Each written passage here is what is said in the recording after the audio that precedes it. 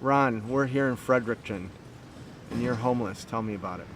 Oh, you want me to start from the beginning? Yeah, but it's got to be short Okay, for listen. YouTube. Yeah, the thing is, I ended up in the custody of Homeland Security, and 'cause I've got a problem with drinking, and I took my wife's car without a license, and I had some previous charges from years ago, where I paid a fine, and then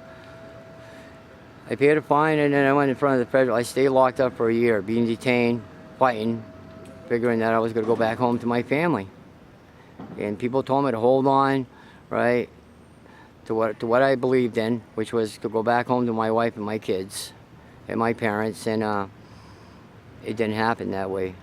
What happened is I had 3 lawyers, Suffolk County Law School in Boston. A year later, after being locked up, I sobered up, and it was hard to sober up there. And I went in front of a federal judge, and she ordered me deported. And she ordered deported. In 20 years, I cannot go back.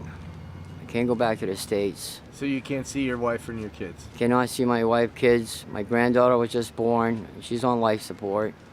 Oh my gosh. And oh my gosh.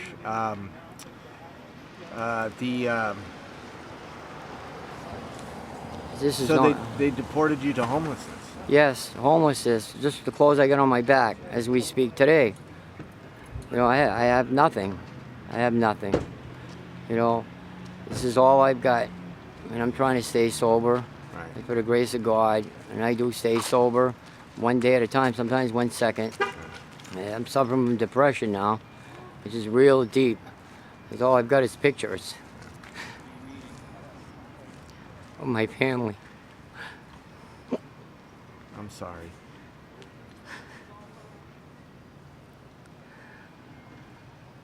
And I was born in Canada.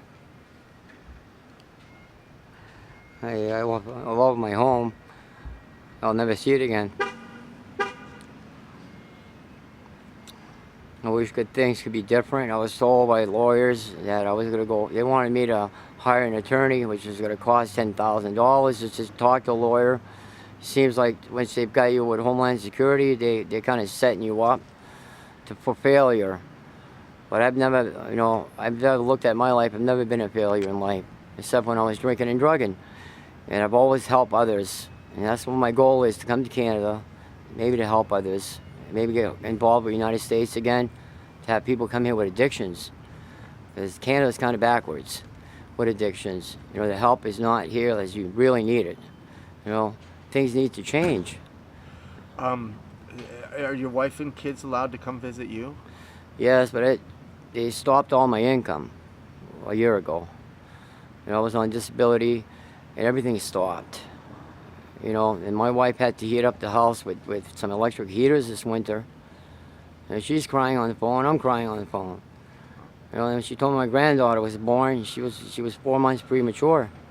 And they were ready, it's like, it's just pure insanity. You know, my wife wants to come, but she has no way to get here. You know what I mean? It takes money. You know, it takes money to do anything in life. If you had 3 wishes, what would they be? Back with my family. Possibly to see my granddaughter. And to be free from addiction. Well, thank you very much for talking to me. Thank you. I need help.